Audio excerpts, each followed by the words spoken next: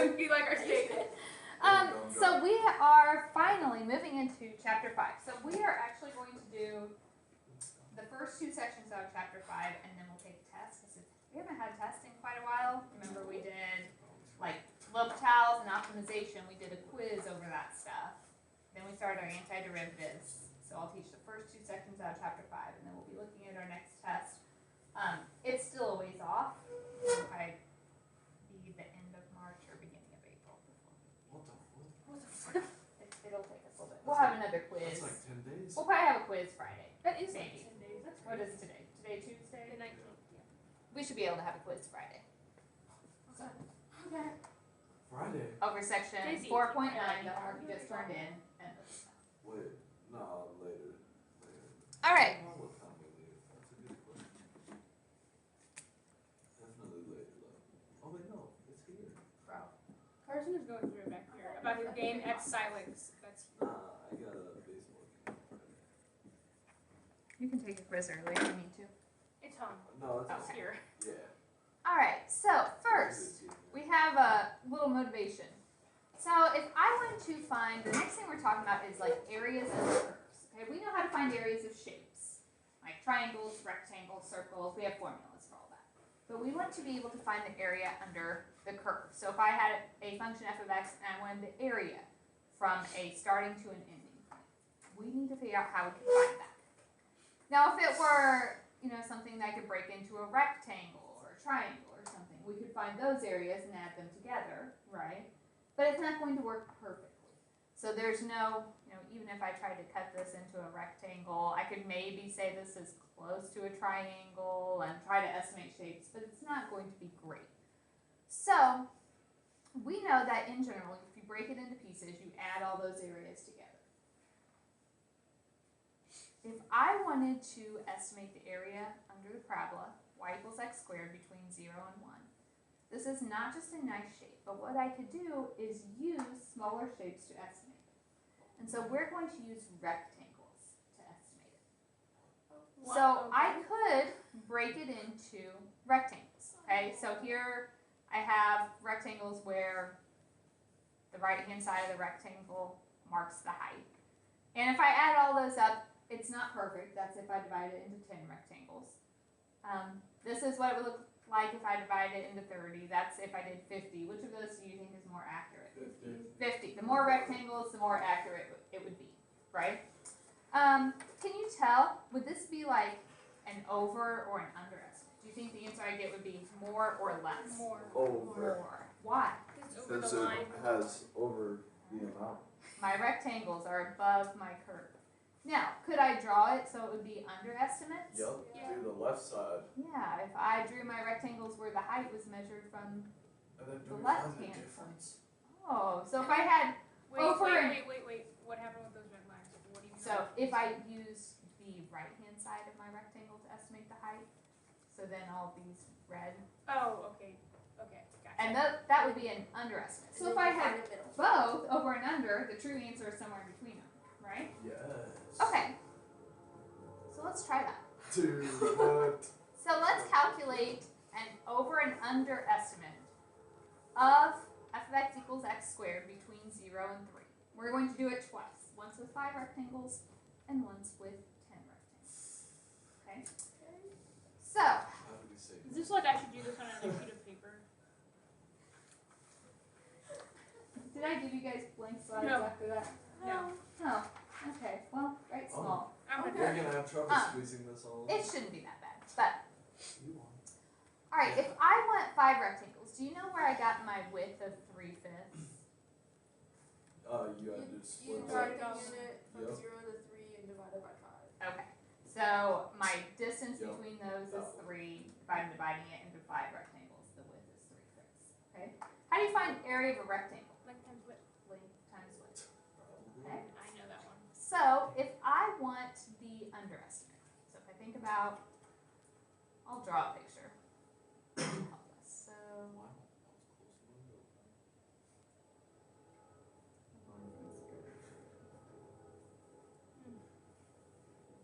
Do we have to draw a picture every time we do it? no, I'm just doing it to show you what's happening. So the picture is not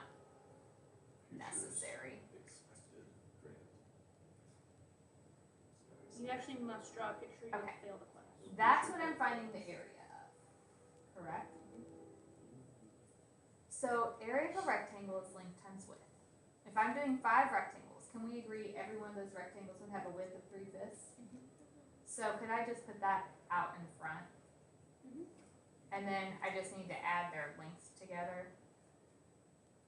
Or sorry, that's, yeah. Length, width, width, so that would be the same as doing 3/5 times each of those. Oh.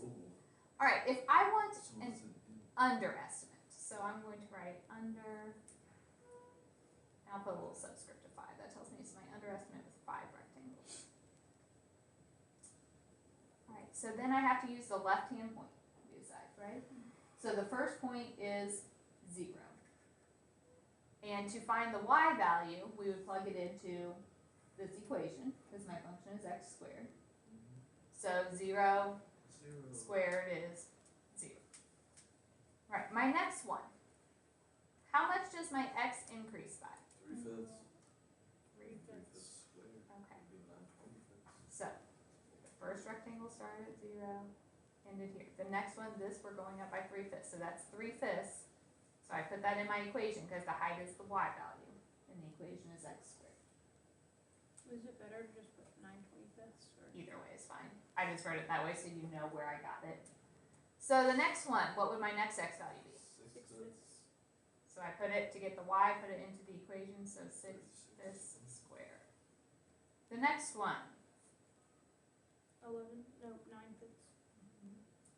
So we plug in 9/5 squared. 81/25. And you can go ahead and change it or leave it. And the last one,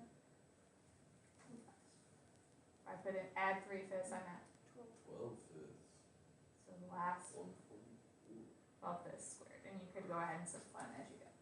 Alright, let's put this into our calculator. So how did we get 3/5? We just, I know we got 3/5 from, that's the width. So that's how much you're increasing by each time. Because if each rectangle is 3/5 wide, this one starts at 0 and ends at 3/5. So the next one starts at 3/5. This is length times, well, It's width. 10.75. 10.8. Because we're basically yeah, using I'm at these that. rectangles, but pretend it was all 'Cause space evenly. there's 'Cause I 70, didn't. and then that would be a 4. Oh, yeah, So we 4/5. used those 4/5, yeah. 5 rectangles to estimate our area. And we can see this is under because those heights are under the true value. Okay, so if I put this in, grab a calculator if you don't have one.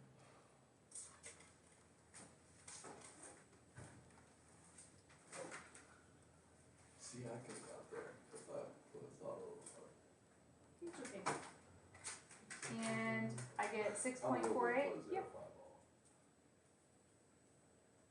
It wasn't. So if I want the overestimate with 5 rectangles, the width is still 3/5. I still have to have 5 heights to add together. What will change? What would the first height be? 3.5 3/5. squared. Yeah, the first point we plug in is Wait, what?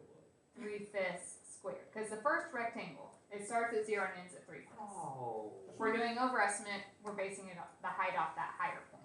Stop. So on an overestimate, you just start the point after 0. Okay. Wow. Alright, so the next point I plug in would be, 6/5. yep, 6/5 squared, or you can go ahead and simplify it if you want. The next one would be at, 9/5. the next one would be at, 12/5. 15. 3 squared is 9. 225. and the last one would be based off my height of 15/5 or 3. Okay, so you see the only difference between the over and under is first and last point. So now if I plug that in, Oh, it is 3 squared. Shoot.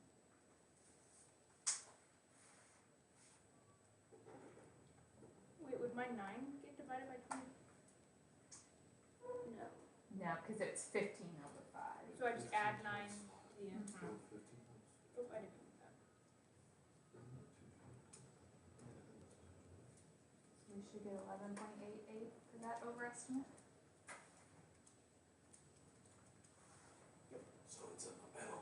Alright, so we're saying the true area is somewhere in between those. Alright. Is that one okay? Do we write out like? You don't have to yet. We are going to get more and more precise with this in the next few days. What? Okay. So right now I'm just asking for over and under. This isn't precise.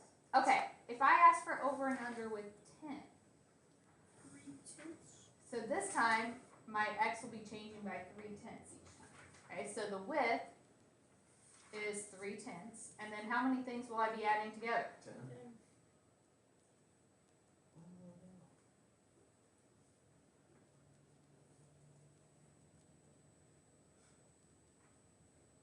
Okay, so the first one we start with 0, so just 0 squared. How much do you go up to get to your next one? 3/10. 3/10. So, do you guys care if I write 0.3? Would that throw anybody off? Nope, not at all. So 3/10 is 0.3. That's just easier for me That's to write. actually. a good 0.3 idea. squared. Then if we go up 3/10, it'd be 0.6 squared. 0.9 squared. 1.2 squared. 1.5 squared. 1.8 squared. 2.1 squared. 2.4 squared and 2.7 squared. Why didn't I go all the way to 3? Just start at 0. We started at 0. So now if I plug all that in,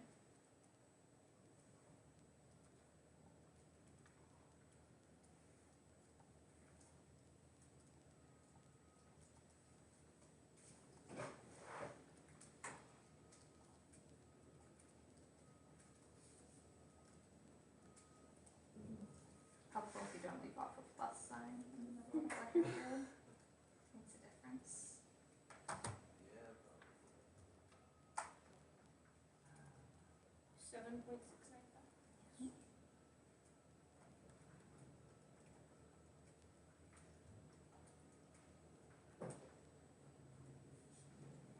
So if I ask for the overestimate with 10, what would change? Start at 0.3 and end at 3.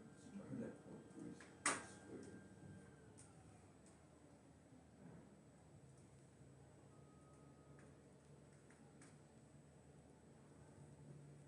So basically leave off that first point. So 3.6, 0.9.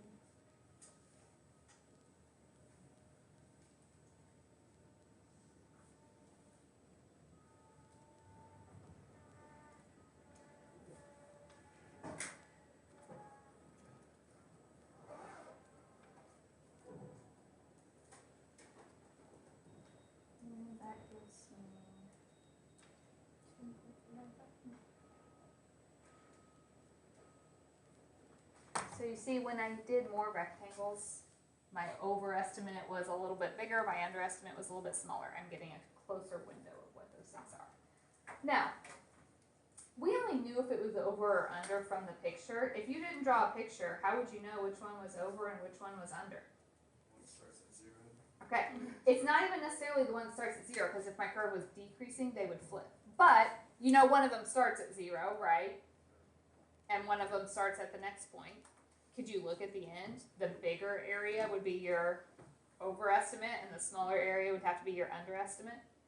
So it depends on if the curve's increasing or decreasing, whether starting at the first point is over or under. But if you calculate both, you can look. The bigger one is over and the smaller one is under. Is it the same for like the first picture you showed? Big curve like that? Mm-hmm. I understand. Yep, and so that one, it would actually kind of vary throughout the picture if it was changing. You know, whether you were starting with the left-hand point or Would there the still be right-hand. an overestimate and an Yeah, Oh, so the more rectangles, the narrower the yes. amount of values. Right, because it's going to be more precise as we do more of these. Now, downside, Yeah.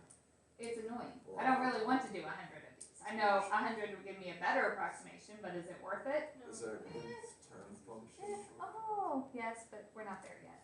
No. Okay. Okay, let's look at this one. I want an over and under estimate for 9 minus x squared from 1 to 3 with n equals 8, so 8 rectangles. Now, if I don't want to draw a picture, I don't have to.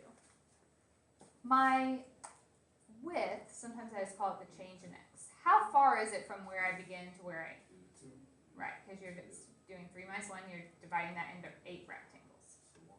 So we're going to go up by 1/4. Alright, so if I look at these, my width of the rectangle will be 1/4. We're adding 8 things together.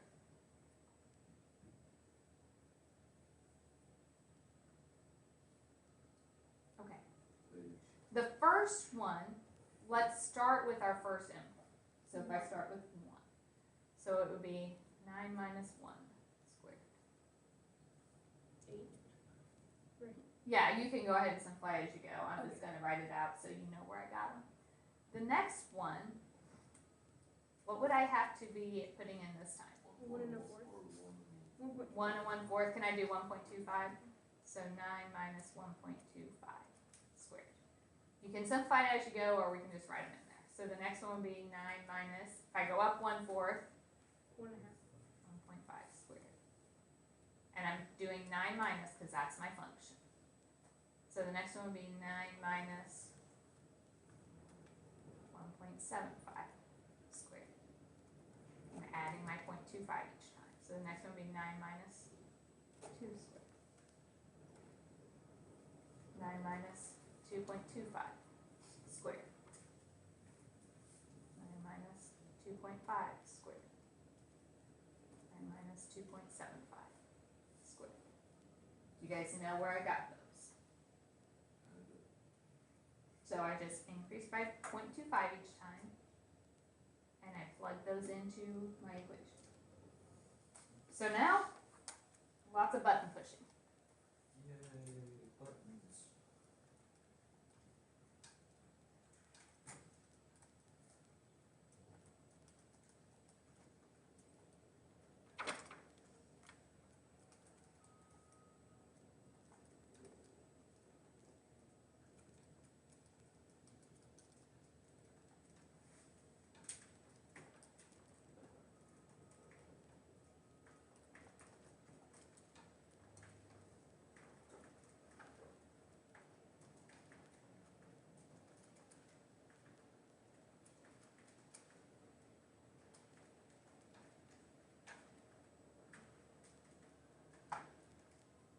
I feel like this is gonna be a much bigger number.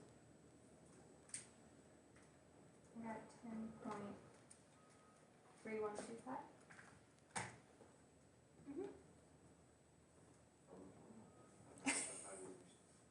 Wouldn't have been bigger because they're all whole numbers. And Oh, it's times 1/4, that's what. I know it wouldn't be bigger, booger. I'm just even saying. though you said it was going to be bigger out loud with your words. Yeah, because I wasn't thinking about the This was our 1/4 over, out in right? front there, pal. Do we know if this is the over or under yet? Oh, no. I would Let's say go this ahead. is the under. Let's calculate the other one, then we'll see. So the other one, same thing. We start at 1.25, right? Right. The difference is this one started at 1 and ended before 3. So the next one, you basically take out the first point. So we'll start at 9 minus 1.25 squared. All of these stay the same. Oh, that's why. I was writing it wrong. Squared's on the inside. Yeah, it's just the x that's squared. Then we So- end on 3, right? And then we need one more, so then you end at 3. So one of them will use one endpoint and the other one uses the other Hey, endpoint. interesting what happens. in Isn't there. that? That's a little, it might be our under. Let's see.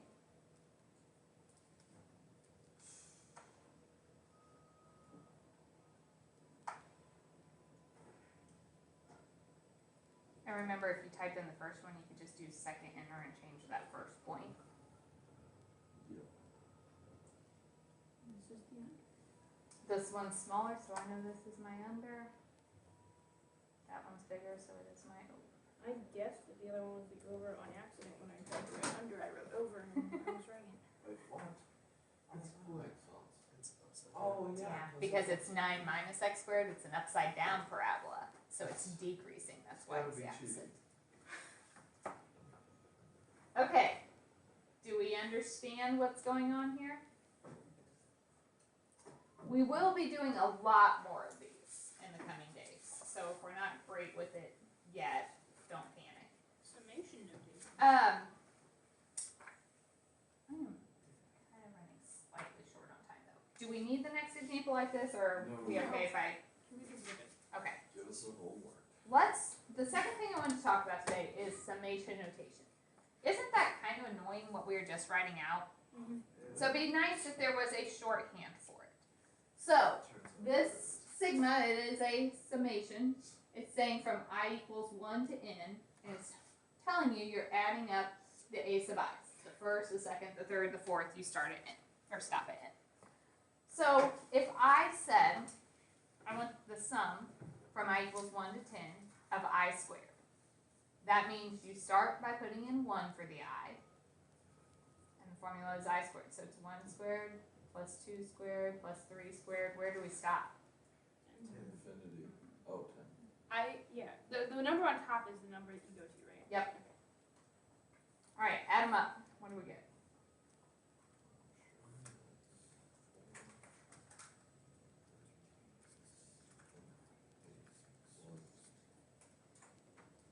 No, not 47. That's not 44. 7. It's 3. Did you forget your 1?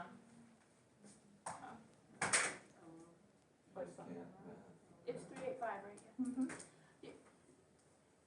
Pop quiz. What is 1 to 100 added? All the numbers. Ooh. It's 5,050. Oh, there's Isn't summation that- rules we're going to get to that would help you quickly add that. I just Yeah. know that. No, it's because it's 50 times the sum of the first and the last. All right. So if I asked for the sum from k equals 1 to 7 of k plus 1, what would be Maybe. the first thing I add together? Plus 1. Add Oh, yes. 1 plus 1, 2 plus 1, 3 plus 1. When do I stop? 7. Oh my gosh, wait, why can I So not? it's like 2 plus 3, 4.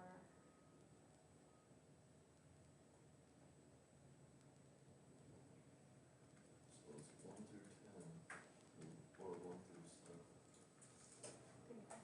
Whoa, that was quick window. Right? If I said the sum from n equals 1 to 6 of 2 to the n. So the expanded notation, if I write it out, that 2 means to the first.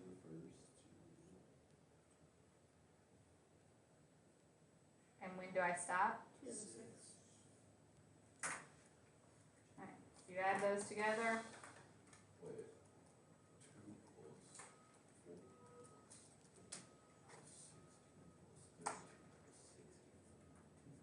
4 plus 126. You might have Grant added went a one little more. too far. Alright. Let's look at one more. Whoa. You can tell in my calculator when I know where I stop knowing my squares of 2 and stuff. Started. Because I start just putting in like 2 to the 5th. That got a lot of. Okay. If I said the sum from j equals 1 to 5, negative 1 to the j plus 1 over j squared. Alright, let's think about this. So I have 1, 2, 3, 4, 5 things I'm adding, right? If I put in a 1, then it becomes negative 1 squared, which is 1. over 1 squared is. When I put in 2, 2 plus 1 is 3. What's negative 1 to the third? Negative 1. And 2 squared is 4. If I put in a 3, negative 1 to the fourth is 1. 3 squared. 8. 9. If I put in 4, negative 1 to the fourth, or to the fifth, Negative 1. over 4 squared. 16. If I put in a 5, then it's negative 1 to the sixth, 1. over 5 squared is 25. Do you guys see how I got those? Oh, So yeah, you'll see but- this sometimes for alternating signs. That's how we get the positive and the negative. Probably a good number. Why would this, what, on what planet would this be a big number?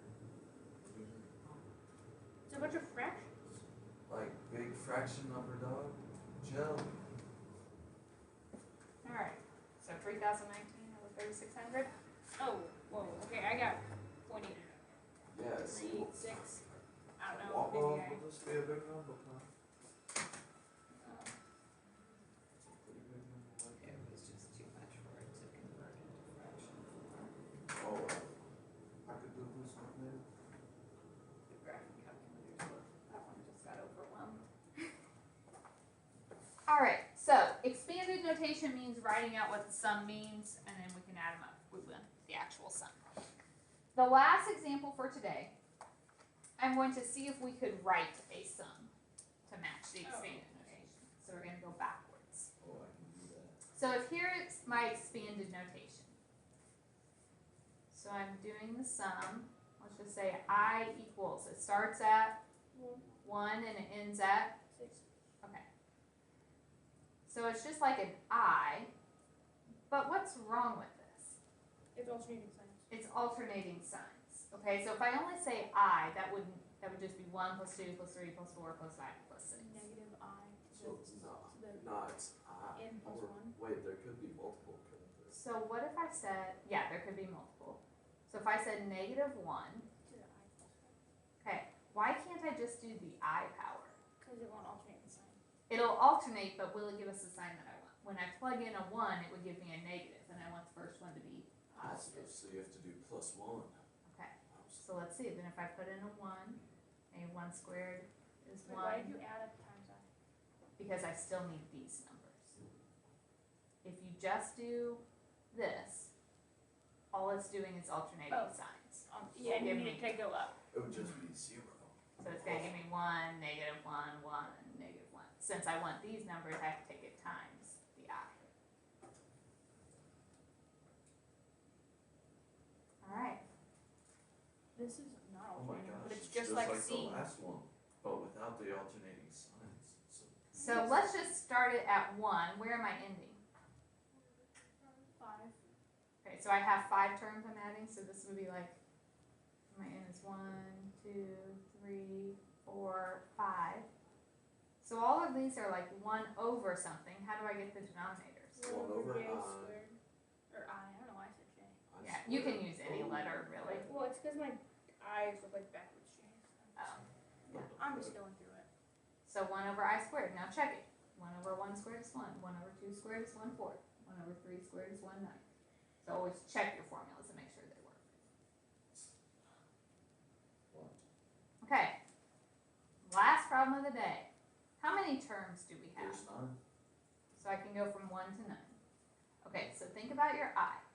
When I is 1, we get 1. When I is 2, we get square root 2. When I is 3, we get square root 3. When I is 4, we get 2.